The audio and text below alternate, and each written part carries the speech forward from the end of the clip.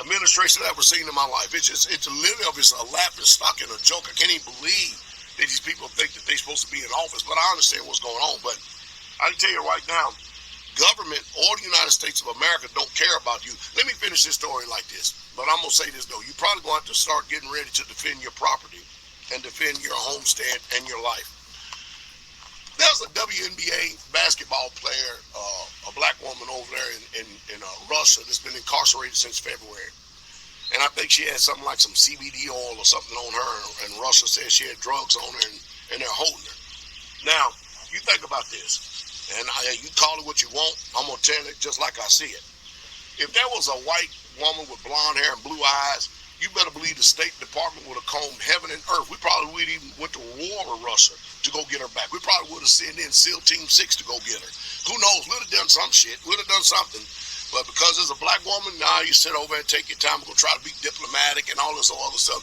And I know that a lot of Americans are tired of hearing this, but the problem is this, is that, there was this white woman, an older white woman, and I seen her on Facebook the other day. And she was sitting in a room to where there was nothing but just white people. And she asked all the white people, would you like to be treated the way that the blacks are in America? If you do, stand up. Nobody stood up.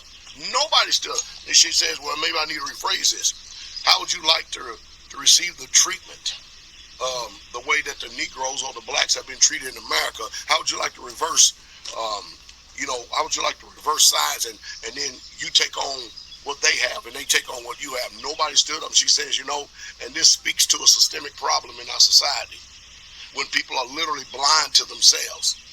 And I said, well, I be damn, look at this right here. Look at this. So, in other words, people really, truly know that there's something wrong, but unless they're being mistreated and done wrong, it doesn't affect them. It don't bother them as long as the treatment don't come to them like that. I'm like, wow. Wow, wow, wow. So everybody's of this country because the history, while most people want you to forget it because it's in the past, if you forget about your history, then you're never going to know what type of people who you're dealing with and the type of people that you have to wrestle and fight against, and you're never going to know their intent because it's our past that defines us here in this future. And it actually charts the way that we're going. It really, truly does. And so some people choose to ignore, some people don't. I choose not to ignore history. I choose to actually tell it like it is. Black, white, red, yellow, blue, purple, green, and brown. I was having a discussion the other day with a melanated brother. And I said, and he was telling me about how the cops choked out this woman and the cops shot another black person. And I said, yeah, believe me, I get it. I understand. I also understand the mental gymnastics going on too. I said, it's kind of hard to convince me that black people really truly care about each other and they really care about police killing them and everybody else killing them, which we know is a problem in America, no doubt about it. When you go to places like New York, Oakland, California, the Bay Area out there, Chicago, especially this Dodge City, Chicago, and all you see is black on black crime.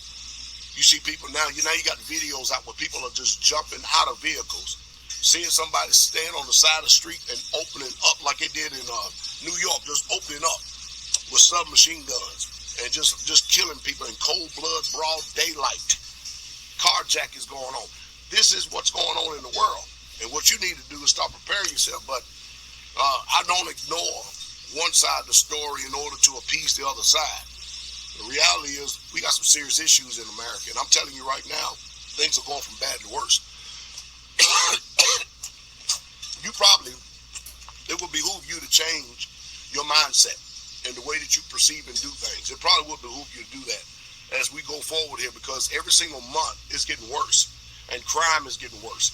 You can pass all the bills you want. Did you ever notice that the criminals, they got out there and shot people and people who are going in these soft targets like schools and parks and everything to shoot people? Have you ever realized that they don't give a damn about what these lawmakers make, whatever laws they pass? Laws on pens and paper does nothing to actually quell or change the nature of man.